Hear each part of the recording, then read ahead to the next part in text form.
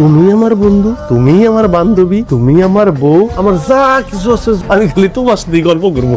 গল্প যে করবে দরজাটা তো খোলা। আমার না খুব টেনশন লাগতেছে, তোমার ছাড়া কেমনে থাকবো? মৃত্যুর পরে তুমি বা আমার ছাড়া কেমনে থাকবা? আমি চাই আমার আগে আপনি বইরা যান। বউ, তুমি চাও তোমার আগে আমি মারা যাই? যদি মরণ আসে আমি চাই আল্লাহ তাআলা আমার আগে আপনারা নিয়ে যান, কারণ আমি মইরা গেলে আপনারা দেখাশোনা করে রাখবো কি? আর আমি যদি আপনার আগে মইরা চাই তখন আপনি আর একটা বিয়া করবেন। ওই বউ যদি আপনার দেখাশোনা করে না করে কবরে বসেও দেখতে পারবো না। এমন কি পুণ্যের কাম করছি যে আল্লাহ তোমার মতো একজন মানুষ আমার জীবনে পাঠাইছে? মনে হইতেছে আমি একটা ঘরের মধ্যে আছি, বাস্তব না। তুমি আমার একটা সিমটি দাও তো, সিমটি দাও। আমার বউ সিমটি দিছে তো ব্যথা পাইছি। বাংলাদেশে বইয়া ঘুমির ঘরে চিমটি দেয় আর এনি বইয়া টের পাও। এত প্রেম, এত ভালোবাসা। আরে বেটা, একটা বছর হয়ে গেল তোরা টেলিফোনে বিয়ে করছিস, একটা দিন বাপ নাই যে তোমার বউরে তুমি স্বপ্ন দেখো। দু একটা দিন তো অব্দিও দেয় মানুষ। আমার বউরে তো আপনি চিনেন না, আমার যে ভালোবাসে, খালি সারাদিন আমার নিয়ে চিন্তা করে। আমার খালি কয় একবার দেশে আহো, দেখো আমি কি কি করি। আমার এখন আর জায়গা থাকতে মন চায় না, মন চায় খালি সারাক্ষণ ঘুমাই আর ঘুমাই। আইরিনদের স্বপ্ন দেখি, মিষ্টি মিষ্টি কথা কই, হাত লাগা কাম কর, হাত লাগা কাম কর। কিরে জলিল, বাড়ির টাকা পাঠাইছো এই মাসে? মায়ের খোঁজ রাখছ তো? এই যে 16 ফিট পরে কয়টা বাজে এখন? আনুমানিক 4টার মতো বাজে। আরো 1 ঘন্টা। তোমরা টেলিফোনের মধ্যে বিয়া কইরা স্বামী স্ত্রীর মধ্যে এত মিল মহব্বত তৈরি করছো, মানুষ সামনাসামনি বিয়া কইরা পাশাপাশি থাইকেও কি এত মিল মহব্বত তৈরি করতে পারে না? বোমা, বোমা, বাজারটা নিয়ে যাও। বৌমা তো বাড়িতে নাই, সকাল সকাল মায়ের বাড়িতে গেছে। কেন? বিয়ান সাহেবের শরীরটা ভালো আছে তো? আমার মনে হয় কি টাকা পয়সা দিতে গেছে। এখন থেকে তো শফিক আমাকে টাকা পয়সা দিব না।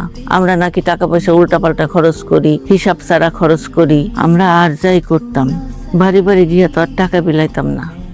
বাস্তবতা যত তাড়াতাড়ি মাইনে নিতে পারবা ততই ভালো। শফিকরা আমরা ছোটবেলার থেকে লালন পালন করছি, বড় করছি, এটা ঠিক। কিন্তু বাস্তবতা হইলো আমরা তো বাবা মা না, মামা মামি। ওর টাকা পয়সার উপরে আমাদের কোনো অধিকার নাই। বিষয় তো টাকা পয়সা না, বিষয়টা তো আত্মসম্মানের। শফিক ওর বউয়ের কাছে টাকা পাঠাইলে পাঠাক, কিন্তু ওর বউ কেমনে তোমার মুখের উপর কয় আমরা টাকা পয়সা সব উড়াই ফেলতেছি, আমরা নাকি হিসাব বুঝি না। এই সরল সমীকরণটা না বুঝলে কি হইব?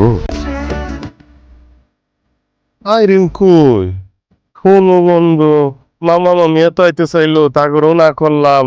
আইরিন আমার সারপ্রাইজ দিতে চাইতেছে, তাই না? দাঁড়াও, আমিও মজা বুঝাম। মামা, মামা, ও মামি, আইরিন কেমন আছো তোমরা? আছি তো ভালো, আলহামদুলিল্লাহ। তুই এখন শুকাইছিস কেন বাপ? খাওয়া দাওয়া ঠিক মতো করতি না? আমি ঠিকই আছি, খাওয়া দাওয়াও ঠিক মতোই করতাম। তুমি শুকাইছো কেন? তুমি মনে হয় ঠিক মতো খাওয়া দাওয়া করতাম না, তাই না আমি? দুষ্ট ছেলে, পথে আইতে কোনো অসুবিধা হয় নাই তো? অসুবিধা তো একটা হইছে। কি অসুবিধা? মনে হচ্ছিল আমি রাস্তায় ফুরাইতেছে না, যুগের পর যুগ ধরে প্লেনে বইসাই আছি কম করে দেখমু তো আমি। এই কারণে মনে হচ্ছিল প্লেনে এক জায়গায় থেমে রয়েছে। হাত মুখ ধুয়ালা, খায় দেয়া কথা কমু। আরে খামু শুধু, কতদিন পরে দেশি রান্না বই দেখামু। কিন্তু দুইজনটা দেখতেছি, আরেকজন কই? আইরিন আমার সামনে হইতে লজ্জা পাইতেছে না, ওর মধ্যে সাজগুজ করতেছে। তার আগে ডাইকা আইরিন, আইরিন, আইরিন কই? আইরিন কোথাও বুঝতে পাইলাম না। আইরিন কই? চল না, আগে 4টা খাইয়া ল, তারপরে এসব নিয়ে কথা কমু। আইরিনের লগে দেখা করতে গিয়ে আমার আগে খাওয়া দাওয়া করুন লাগবো নাকি? বাপরে, আইরিন তো পলায় গেছে, তোর মামা দেখছে পোলার লগে আইরিন পলায় গেছে। আমার সাথে সবাই মিলা মজা করতেতাম না। আইরিনের বুদ্ধি, হ্যাঁ, আমার কিন্তু এখন কিন্তু আমার কিন্তু খারাপ লাগতেছে। এত মজা আমি নিতে পারবো না। আচ্ছা ভুল হয়েছে, দেরি করে আসছি, এরপরের বার তাড়াতাড়ি আসবো। ফোন বন্ধ করে রাখছে। আমি সত্যি কইতেছি বাজান, ডরে গেছিলাম। কি বলছো তুমি? নিজের আপন প্রেমিকা যখন একটা অন্য জায়গায় বিয়ে করে আর সে আমার চোখের সামনে দাঁড়ায় আছে, সে কেমন থাকতে পারে? মাত্র 6 মাসের জন্য আমি ঢাকায় গেছিলাম, এর মধ্যে তুমি আমার ভুলে গেলা আইরিন। অন্য জায়গায় আমারে না জানে তুমি বিয়ে করতে পারলা? বিশ্বাস করো, আমি তোমার অনেক ভালোবাসি। আমি এই যে টাকা দিয়ে বিয়ে করছি, বিশ্বাস করো। শফিক এতদিন টাকা পয়সা তার মামা মামিরে পাঠাইতো, এই মাসের থেকে আমার কাছে পাঠাইতেছে। এই জন্য তোমার এক্সাম দিচ্ছে। বিশ্বাস করো জান, আমি তোমার ভালোবাসি। তুমি তো দেখি আমার সোনার টুকরা প্রেমিকা। আচ্ছা আইরিন, এই কথাগুলো তুমি আগে কেন আমারে কও না? কেমনি কইতাম তোমার কিছু করানোর আগে তুমি একদম অভিমান করে আমার মন বাড়িতে কাইটটা দিতা, ব্লক করে দিতা। সেটা ঠিক, একটু রাখতে হইবে।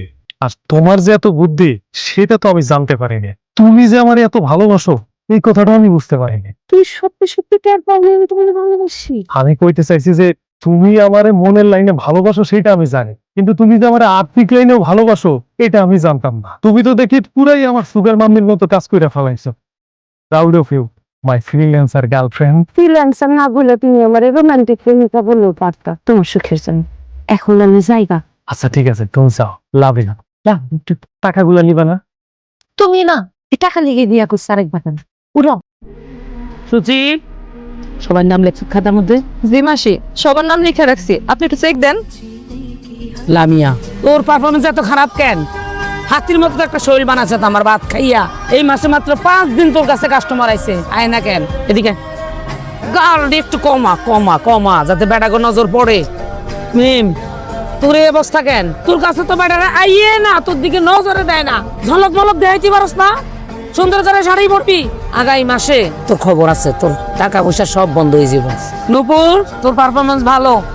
আমার এই পাড়া, আমার এই সংসার চলতেছে, এখন তোর উপরে ধরতে গেলে সব দিন একটু শিখেবি। তোর ভিতরে যা আছে সব কিছু তারা জানাইবি, দেখাইবি। বুদ্ধি, চিন্তা ভাবনা, চলক বলক সবাই ওরে ফলো করবা।